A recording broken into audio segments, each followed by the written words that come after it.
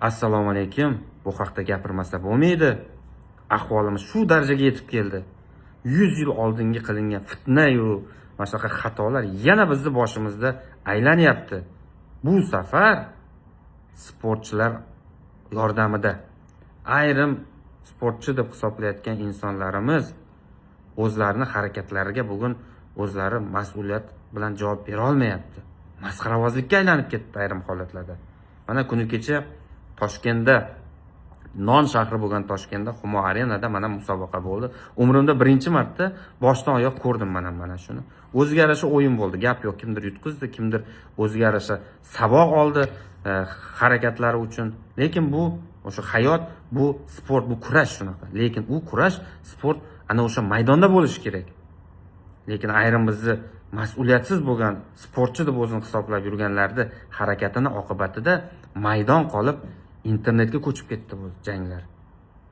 Internetda masxarabozlik darajasiga olib chiqildi va alal oqibat millionlab, minglab tubi bir bo'lgan Turkiy bizni qavmi qardosh xalqlarimiz bir-birini go'shini yeyapti. Mana bu katta fitna.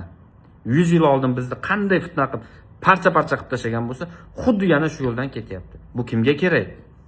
Bunaqa oktagon dedim, UFC'mi nima bo'lishidan qat'iy nazar, agarki sport bunaqa darajaga xalqlar, millatlarni bir-birini haqorat qiladigan, bir-birini kamsitadigan darajada ota-bobolarimiz, davlatimiz rahbarlaridan tortib ziyolilarigacha xalqlarni yaqinlashtirish yo'lidagi uzoq yillik mehnatni parcha-parcha qilib bir tiyin qiladigan bo'lsa, bunaqa sport, bunaqa musobaqani nima keragi bor? Bu oktagonmi, boshqami, bu nima, bu fitna maydoniga aylanib ketdimi? Yo fitna maydoniga aylantirishyaptimi buni?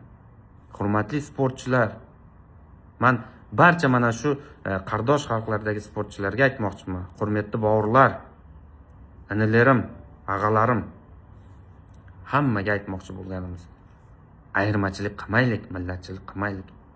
Ayrilganni ayiq deydi, bo'linganni bo'ri. Buni achchiq tajribasini o'tkazganmiz. Mana shuning uchun bugun bizni parchalanib ketganimiz uchun bugun qulsan deyapti. Bularda tarixi yo'q deyapti. Sizlar ularni tegirmoniga suv quyyapsizlar. Ana shuni kutganlardi.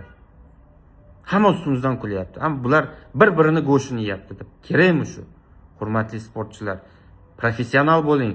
Jangda o'sha ringda o'tkazing bo'ldi. Bunaqa mas'uliyatsizlik qilishga hech kimda haqqi yo'q. Xalqlarni, millatlarni bir-biriga urushtirib qo'yishga. Bu sport emas. Ularning ota-onalariga ham iltimosimiz, qarang, bir o'ylab ko'ring, nima qilishyapti bular. Bir bo'laylik, boshqa xato qilmaylik endi.